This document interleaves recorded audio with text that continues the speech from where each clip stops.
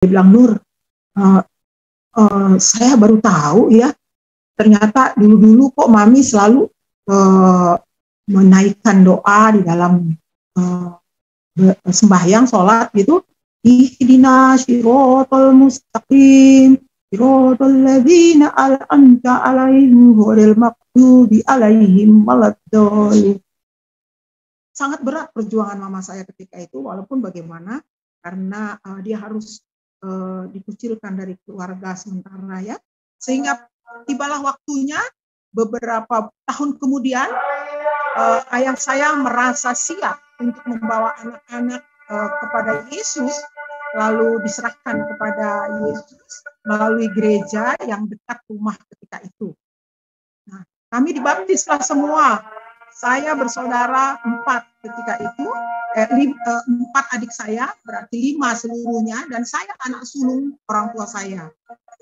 Lalu kami dibaptis ketika itu usia saya 15 tahun sampai dengan adik saya yang paling kecil usia 6 tahun. Lalu ketika kami dibaptis, mama saya langsung usul kepada papa saya, kenapa hanya anak-anak dibaptis, kok saya nggak diajak dibaptis, begitu kan? Karena papa saya tidak mau prinsipnya memaksa, tidak mau prinsipnya menarik-narik dalam arti kata ininya ya.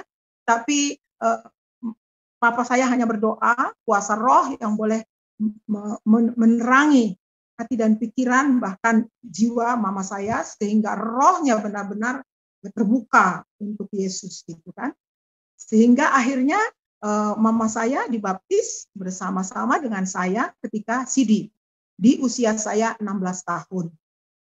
Memang selama kami sering bergereja, terutama ketika menghadiri Natal, saya sangat tertarik. Sebagai anak-anak kecil ketika itu, saya hanya tertarik kepada bingkisan Natal, sebatas itu ya, bingkisan Natal dan drama-drama Natal.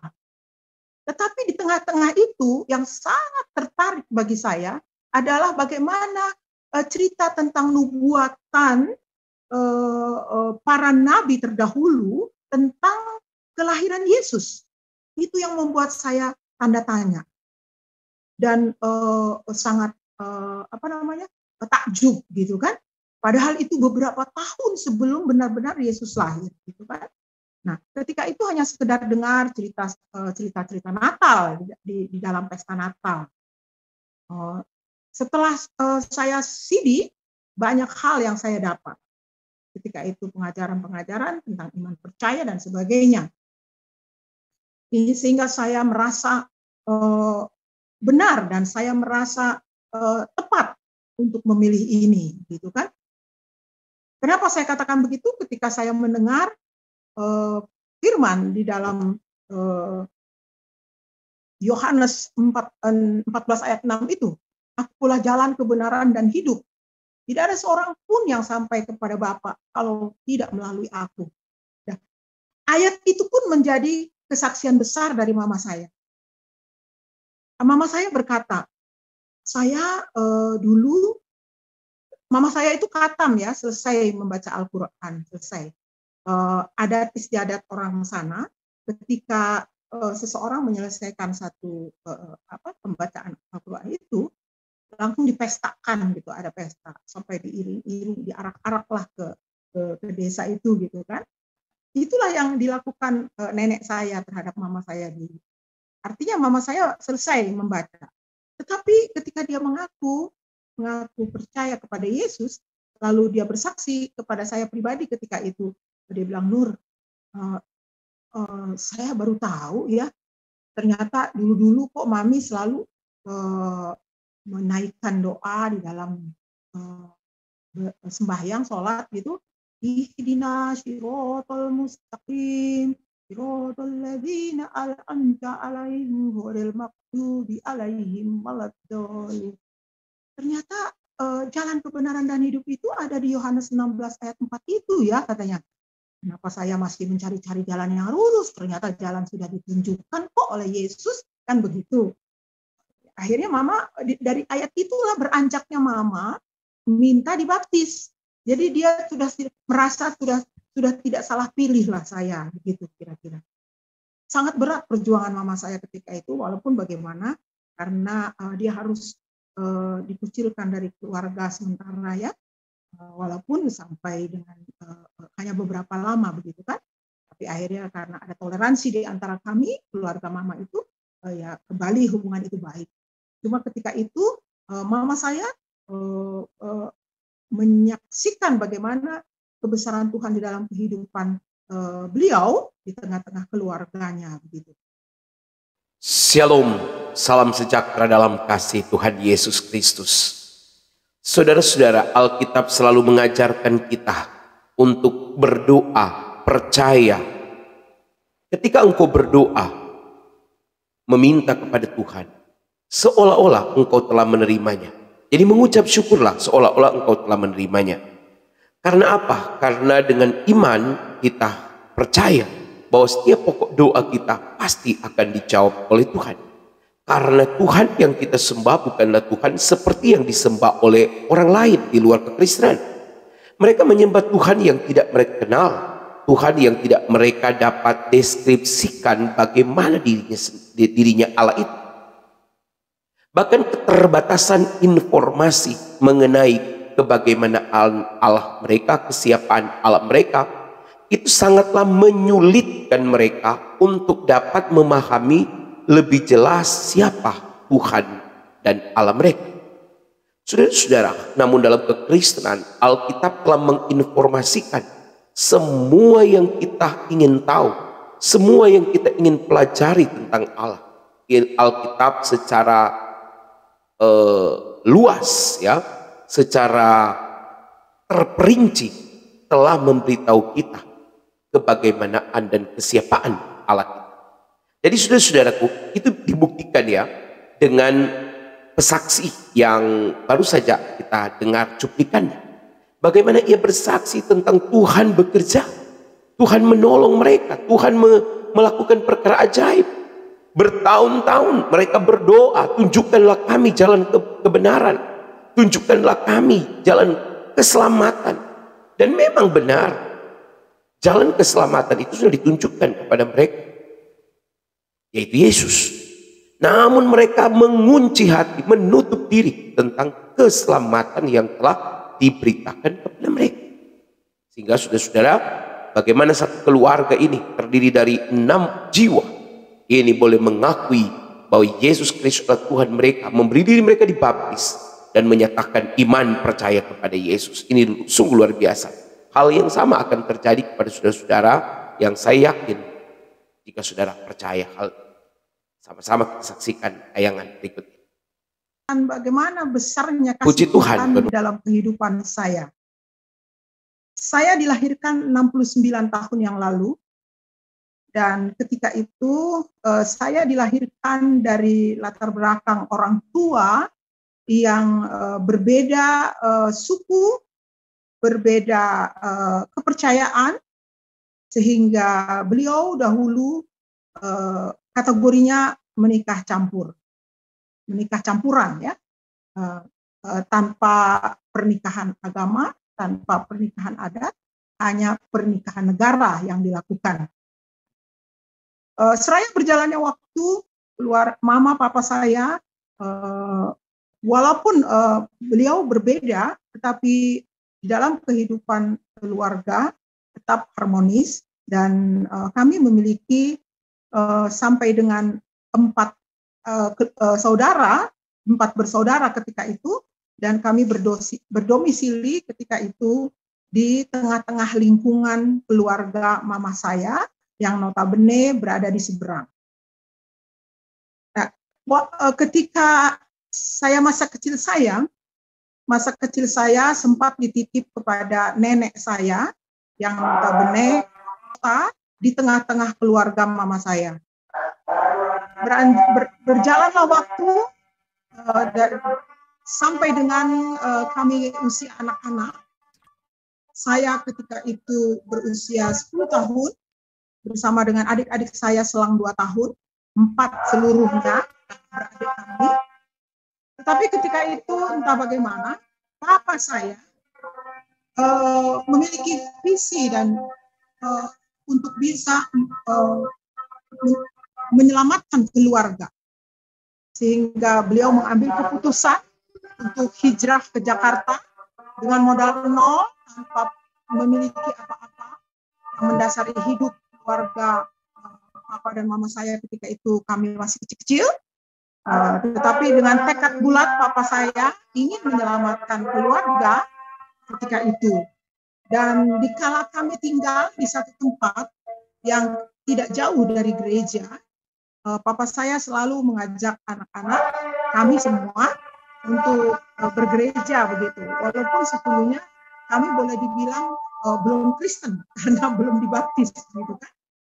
Tetapi papa saya yakin, kelihatannya dia yakin bahwa Roh Kudus akan bekerja bagi kami semua sebagai anak-anak, bahkan kepada mama saya begitu kan.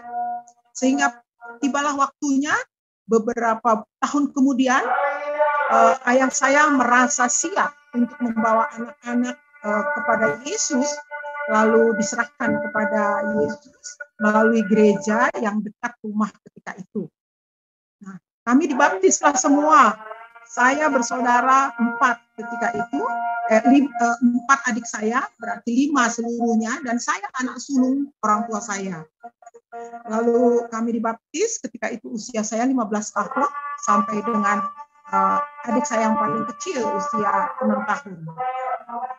Lalu ketika kami dibaptis, mama saya langsung usul kepada papa saya, kenapa hanya anak-anak dibaptis, kok saya nggak diajak dibaptis begitu kan? Karena papa saya tidak mau prinsipnya memaksa, tidak mau prinsipnya menarik-narik dalam arti kata ininya ya. Tapi papa saya hanya berdoa kuasa Roh yang boleh menerangi hati dan pikiran bahkan jiwa mama saya sehingga rohnya benar-benar terbuka untuk Yesus gitu kan. Sehingga akhirnya mama saya dibaptis bersama-sama dengan saya ketika Sidi di usia saya 16 tahun. Memang selama kami sering bergereja, terutama ketika menghadiri Natal, saya sangat tertarik. Sebagai anak-anak kecil ketika itu, saya hanya tertarik kepada bingkisan Natal, sebatas itu ya, bingkisan Natal dan drama-drama Natal. Tetapi di tengah-tengah itu yang sangat tertarik bagi saya adalah bagaimana cerita tentang nubuatan para nabi terdahulu tentang kelahiran Yesus. Itu yang membuat saya tanda tanya dan sangat takjub gitu kan. Padahal itu beberapa tahun sebelum benar-benar Yesus lahir gitu kan. Nah, ketika itu hanya sekedar dengar cerita Natal di dalam pesta Natal. Setelah saya Sidi, banyak hal yang saya dapat. Ketika itu pengajaran-pengajaran tentang iman percaya dan sebagainya. Sehingga saya merasa benar dan saya merasa tepat untuk memilih ini, gitu kan? Kenapa saya katakan begitu? Ketika saya mendengar firman di dalam Yohanes 14 ayat 6 itu, akulah jalan kebenaran dan hidup. Tidak ada seorang pun yang sampai kepada Bapa kalau tidak melalui aku. Nah, ayat itu pun menjadi kesaksian besar dari mama saya. Mama saya berkata, saya dulu, mama saya itu khatam ya, selesai membaca Al-Quran, selesai. Adat istiadat orang sana, ketika seseorang menyelesaikan satu pembacaan Al-Quran itu, langsung dipestakan gitu, ada pesta, sampai diiring-iring, diarak-arak lah ke desa itu gitu kan. Itulah yang dilakukan nenek saya terhadap mama saya dulu. Artinya mama saya selesai membaca. Tetapi ketika dia mengaku percaya kepada Yesus, lalu dia bersaksi kepada saya pribadi ketika itu, dia bilang, Nur, saya baru tahu ya, ternyata dulu-dulu kok mami selalu menaikkan doa di dalam sembahyang, sholat gitu. Ihdinas siratal mustaqim, siratal ladzina an'amta 'alaihim ghairil maghdubi 'alaihim waladdallin. Ternyata jalan kebenaran dan hidup itu ada di Yohanes 16 ayat 4 itu ya katanya. Kenapa saya masih mencari-cari jalan yang lurus? Ternyata jalan sudah ditunjukkan kok oleh Yesus, kan begitu. Akhirnya mama dari ayat itulah beranjaknya mama minta dibaptis. Jadi dia sudah merasa sudah tidak salah pilih lah saya, begitu kira-kira. Sangat berat perjuangan mama saya ketika itu, walaupun bagaimana, karena dia harus dikucilkan dari keluarga sementara ya, walaupun sampai dengan hanya beberapa lama begitu kan. Tapi akhirnya karena ada toleransi di antara kami, keluarga mama itu, ya kembali hubungan itu baik. Cuma ketika itu mama saya menyaksikan bagaimana kebesaran Tuhan di dalam kehidupan beliau di tengah-tengah keluarganya begitu. Benar-benar memang mengapa saya katakan takjub ketika saya melihat atau menyaksikan drama-drama Natal masa kecil saya. Ketika saya mendalami sekarang ini dilihat semua bagaimana nubuatan-nubuatan para nabi terdahulu seperti Yesaya, dikatakan di Yesaya 61 ayat 1, di dalam Yesaya 7 ayat 14, di dalam Mika 5 ayat 2, di dalam Hosea 11 ayat 1, dan di dalam Bilangan 24 ayat 17, serta di dalam Mazmur 72 ayat 10-11. Itu semua nubuatan para nabi terdahulu yang mengatakan bahwa Yesus akan datang ke dunia dengan tujuan menyelamatkan kita.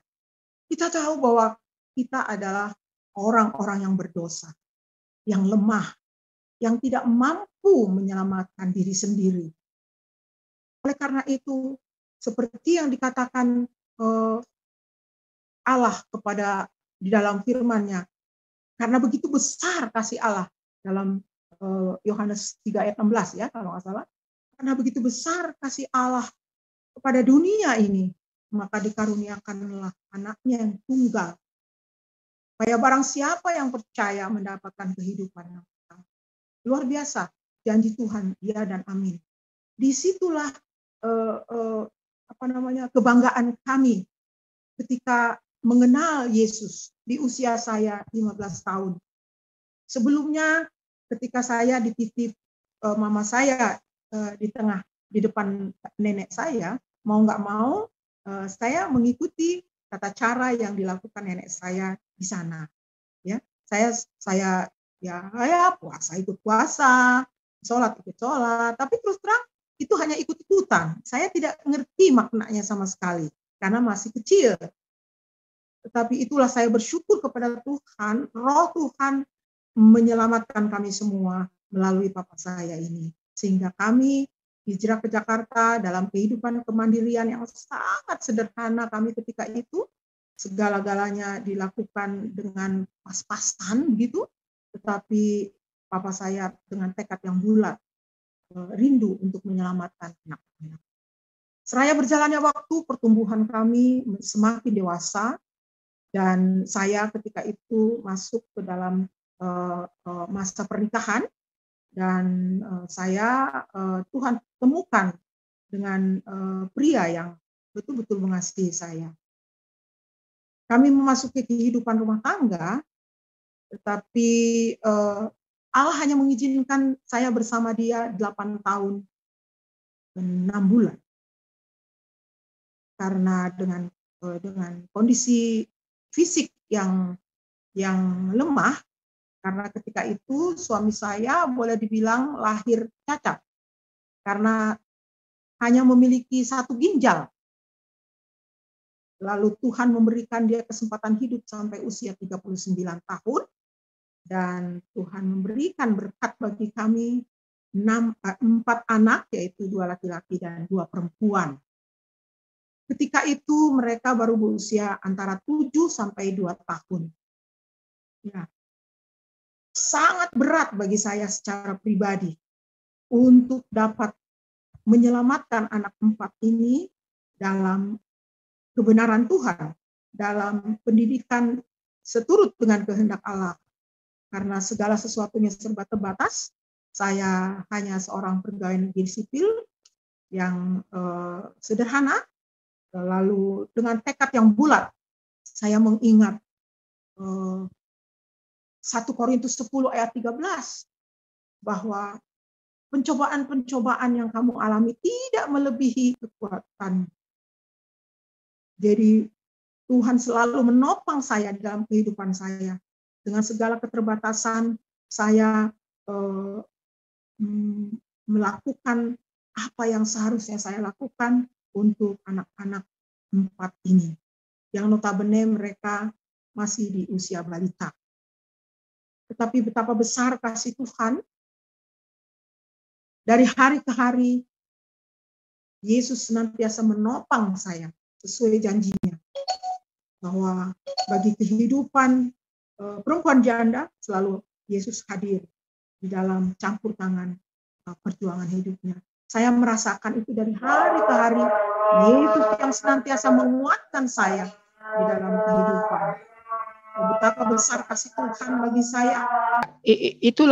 Itulah keadaan yang saya hadapi dari hari ke hari dengan segala keterbatasan yang saya miliki, tetapi saya berjuang keras untuk bagaimana menyelamatkan anak-anak saya di dalam pertumbuhannya, terutama dalam pendidikan dan iman percayanya. Mereka masuk ke dalam usia sekolah, lalu mereka melanjutkan pendidikannya dengan tidak kekurangan suatu apa, karena melalui sekolah juga ada hal-hal yang diperhatikan bagi seorang anak yatim. Saya sangat bersyukur melalui perjalanan hidup ini, Tuhan senantiasa hadir di dalam kehidupan saya. Ketika satu kesempatan yang indah, mereka selesai menyelesaikan pendidikan satu persatu. Bahkan dua dari mereka sekarang sudah mencapai master dari Australia. Yang anak pertama laki-laki dari Monash University di Melbourne, dan putri saya yang kedua dari Griffith University di Brisbane. Semua itu bukan karena kekuatan dan kemampuan saya, tetapi Tuhan senantiasa campur tangan, memberikan jalan keluar, dan selalu menyediakan saluran berkat bagi apa yang kami rindukan dan kami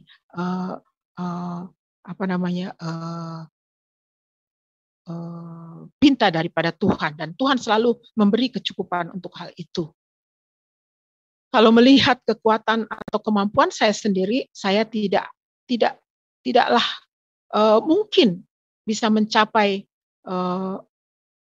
mengantar anak-anak sampai kepada pendidikan setinggi itu. Tetapi itulah karya Tuhan melalui kehidupan kami ini. Saya sangat dikuatkan untuk itu. Dari hari ke hari, senantiasa ketika saya dihadapkan oleh pergumulan yang berat, yang ringan, sekecil apapun dan sebesar apapun, saya selalu mengingat firman Tuhan dari Roma 8 ayat 28.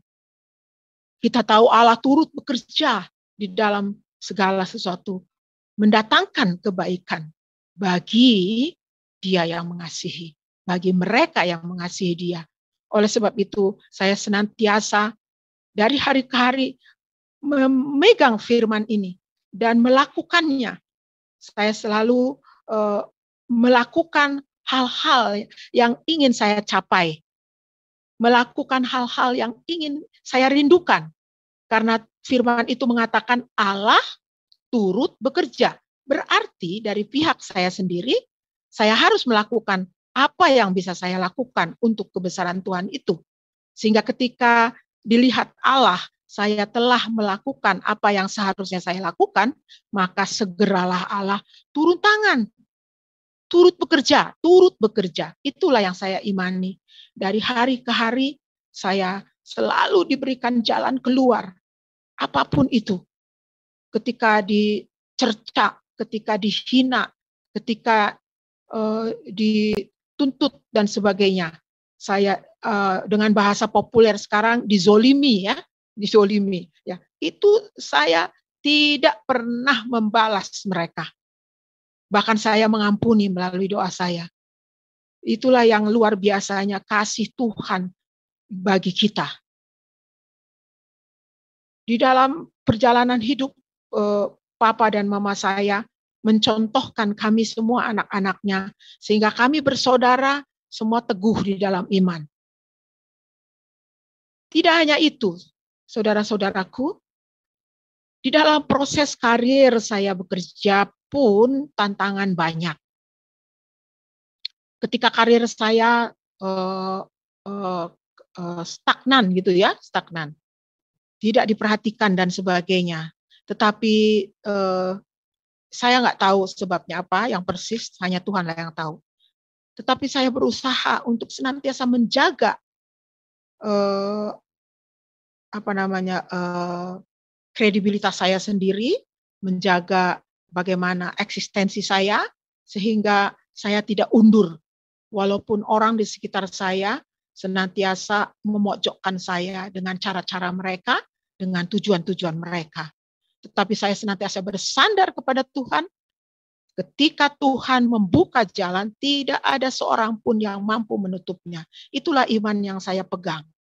Sehingga walaupun sampai 20 tahun saya harus mencapai karir itu, dalam arti kata dari strata jabatan 1 menjadi jabatan 2 itu, jabatan tertentu meningkat menjadi jabatan lain itu harus saya tempuh 20 tahun. Kalau bukan kekuatan yang dari Yesus itu kepada diri saya, mungkin saya sudah give up.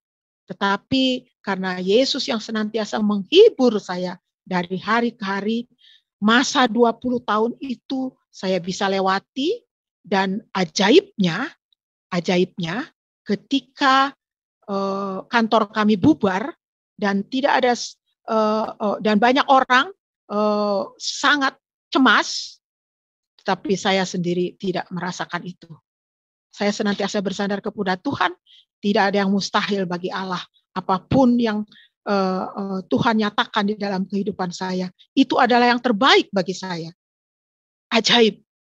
Ketika satu unit kerja yang tadinya besar menjadi kecil, notabene pejabat yang ada di dalamnya pasti lebih sedikit. Tetapi justru disitulah saya mendapatkan promosi. Itu sesuatu yang mustahil bagi hitungan manusia.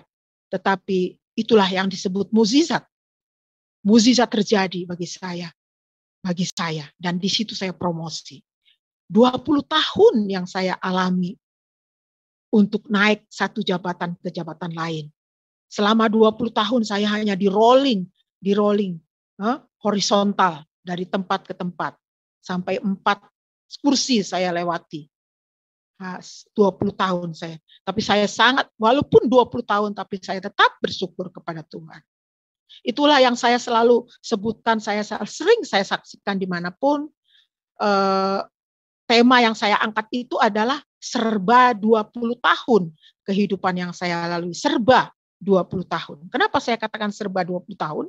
Karena memang 3 hal besar yang saya alami dalam kehidupan saya itu harus saya lewati selama 20 tahun.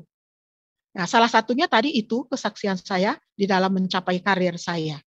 Yang kedua, 20 tahun yang kedua yang saya harus lewati di dalam ketekunan dan kesetiaan saya kepada Yesus, yaitu ketika tahun 1996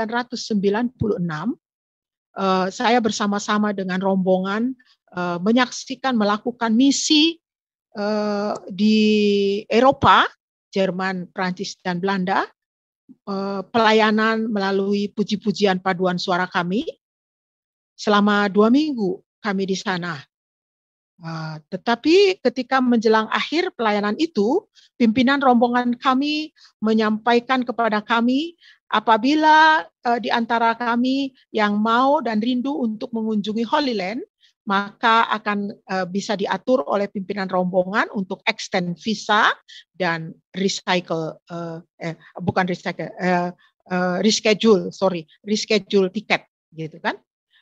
Akhirnya beberapa teman di antara kami, mereka mengambil kesempatan itu. Tetapi justru saya pribadi hanya sebatas kerinduan, ya, sebatas kerinduan. Karena apa? Karena keterbatasan uang dan keterbatasan waktu. Saya tidak memiliki cuti lebih dari 2 minggu dari kantor. Oke, seharusnya kami pulang, dan sejak saat itu saya selalu berdoa kepada Yesus untuk memberi kesempatan kepada saya mengunjungi Holy Land. Waktu Tuhan adalah waktu yang terbaik. Ya, waktu Tuhan adalah waktu yang terbaik. Walaupun 20 tahun saya harus lewati. Kenapa tidak? Karena baru tahun 2016 lah saya diberi kesempatan mengunjungi Holy Land. Luar biasa. Luar biasa. Tuhan yang senantiasa mendengar dan menyendengkan telinganya apapun yang menjadi kerinduan setiap anak-anaknya. Ya, tidak pernah dan tidak dinyatakan apa yang menjadi kerinduan kita oleh Allah. Asalkan kita tekun dan setia menanti hari Tuhan yang indah itu. Itulah yang saya lakukan di dalam keseharian saya. 20 tahun yang ketiga adalah ketika saya di tahun 1988 mendapat kesempatan untuk mengikuti pendidikan master di Amerika melalui Fulbright, dan tentunya seleksi dilakukan. Ketika itu saya sudah melewati seleksi pertama dan kedua, tetapi tiba-tiba suami saya meninggal mendadak. Akhirnya saya putuskan untuk tidak pergi meninggalkan anak-anak dan mencapai pendidikan di sana. Tetapi kembali lagi kerinduan saya tetap saya naikkan kepada Allah. Bagaimana cara Allah? Tentu saya yakin dapat saya terima. Itulah keyakinan saya dan kerinduan saya dengan ketekunan dan kesetiaan saya berdoa. Lalu Tuhan menjawab di usia saya yang sudah 54 tahun saya mendapatkan scholarship. Padahal kalau di dalam peraturan batas maksimum itu umur 45 tahun. Itulah yang saya katakan tadi, mukjizat, kembali lagi nyata. Mukjizat tidak terpikirkan oleh saya dapat scholarship itu di usia saya 54 tahun dan ya saya nantikan selama 20 tahun. Sejak tahun 1988 dan Tuhan jawab pada tahun 2008. Perjalanan hidup yang tidak pendek, 20 tahun. Tetapi penantian saya kepada Tuhan senantiasa saya sandarkan. Saya dengan keyakinan, iman bahwa Tuhan tidak menyia-nyiakan apa yang dapat saya sampaikan kepadanya. Itulah yang menjadi keajaiban yang saya alami di dalam kehidupan saya. Selama ini 69 tahun saat ini usia saya, dengan membesarkan 4 anak, 2 laki-laki dan 2 perempuan. Mereka semua sekarang sudah menempuh kehidupan rumah tangga masing-masing. Tetapi pergumulan hidup senantiasa ada. Di dalam usia yang senja ini tentunya seperti yang dijanjikan, yang seperti yang dikatakan Musa, usia 70 tahun, selebihnya adalah penderitaan, tetapi di tengah-tengah penderitaan, sakit, penyakit, dan sebagainya, Tuhan senantiasa hadir. Saya yakin dan percaya itu.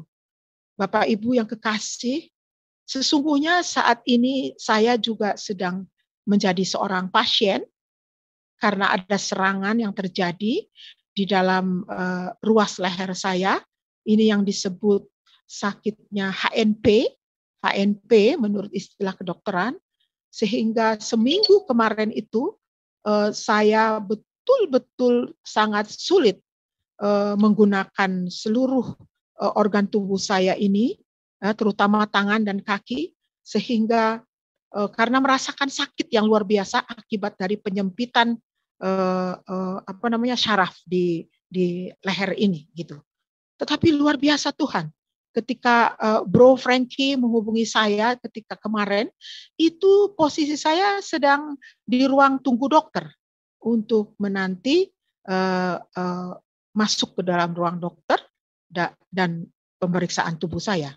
Puji nama Tuhan, di dalam proses 1 hari ini dengan obat-obat yang diberikan dan Roh Tuhan berkarya melalui itu sehingga saya bisa bersaksi di tengah teman-teman dan saudara-saudaraku semua.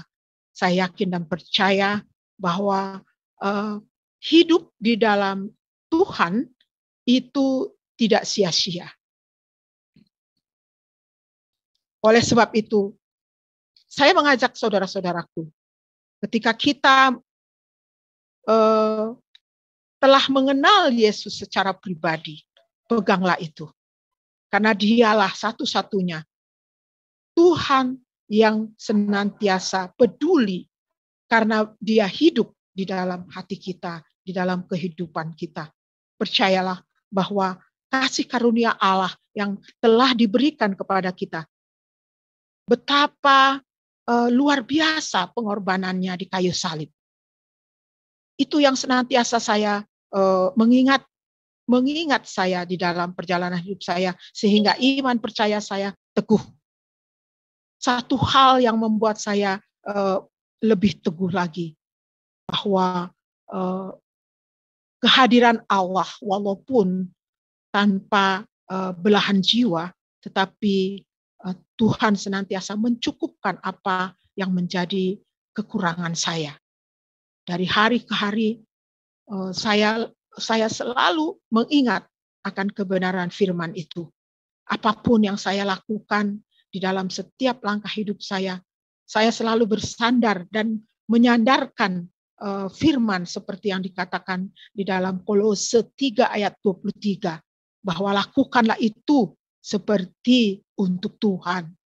Jadi sekecil apapun yang bisa saya perbuat, saya senantiasa mengingat firman itu, karena segala sesuatunya untuk kebesaran nama Tuhan. Saya rindu, saya dipakai Tuhan lebih lagi daripada itu.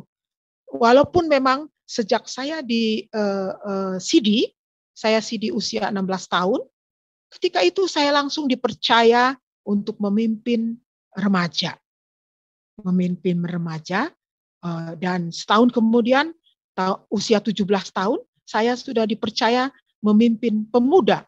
Padahal di antara anggota pemuda yang ada, usianya jauh lebih tinggi dari saya. Ada yang 23 tahun, ada yang 24 tahun, begitu kan? Saya baru 17 tahun. Tetapi itulah kuasa Allah yang diberikan kepada saya, sehingga saya mampu melakukan itu semua.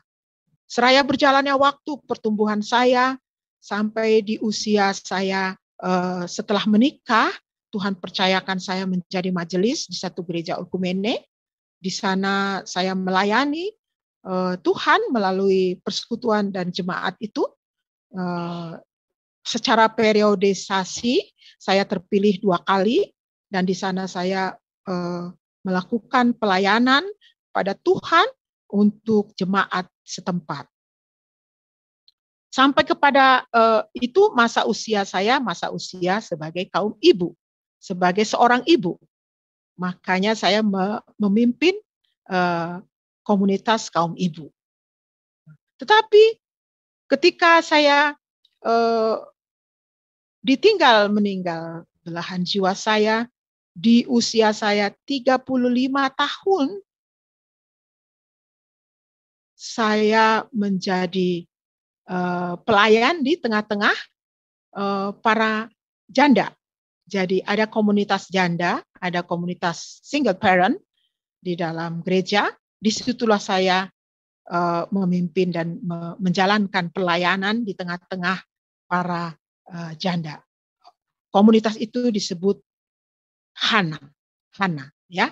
Nah, di sana saya melayani, dan luar biasa Tuhan, dari hari ke hari senantiasa Tuhan memberi kecukupan, memberi kekuatan, memberikan segala sesuatu yang saya butuhkan.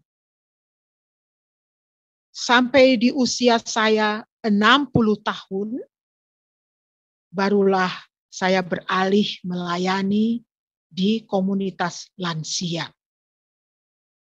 Sehingga saat ini saya melayani di komunitas itu. Saya sungguh bersyukur kepada Tuhan. Tuhan pakai dan saya rindu terus menjadi alatnya sampai pada akhir hayat saya.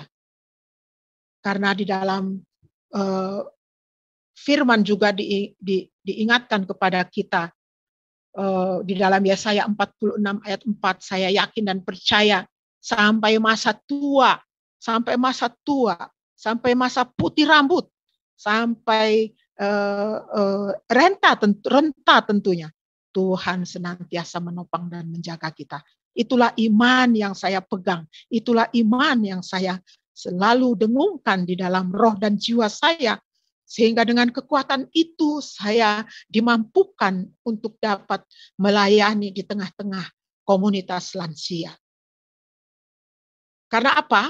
Karena sampai dengan kedatangan Yesus yang kedua nanti, Yesus akan melihat seperti yang dikatakan di Lukas 18 ayat 8. Lukas 18 ayat 8. Dia akan datang kembali ke dunia. Apakah masih ada iman di bumi ini? Itulah yang saya pegang. Ya. Itulah yang saya pegang. Adakah ia mendapati iman di bumi ini? Oh, sehingga saya tidak mau lepaskan iman percaya saya kepada Yesus. Betapa tidak ada kesempatan ketika itu, ketika di dalam menjalani karir saya, dan ketika saya mengalami stagnan di 20 tahun itu, om saya yang notabene dari seberang itu, menawarkan saya, Nur, kalau kamu mau promosi, segera ganti KTP-mu, katanya begitu kan. Oh, Om, saya berat Om kalau suruh tukar KTP. Alah, cuma KTP kok. Kau tetap aja berada di situ. Iman percayamu tidak perlu goyah. Hanya KTP saja kok.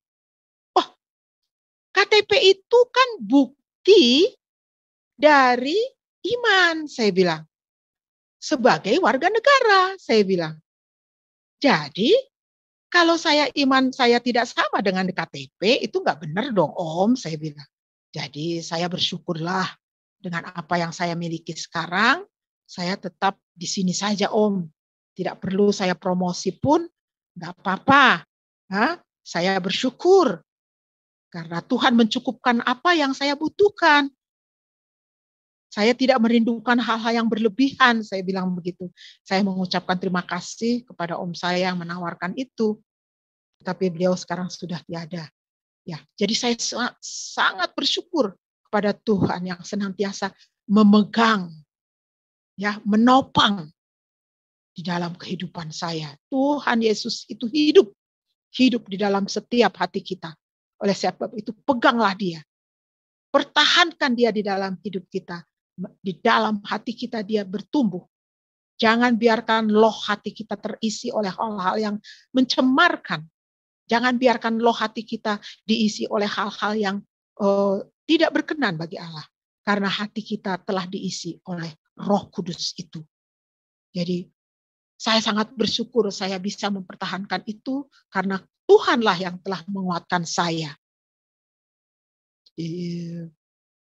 Betapa besar kasih Tuhan yang saya rasakan di dalam kehidupan saya ini.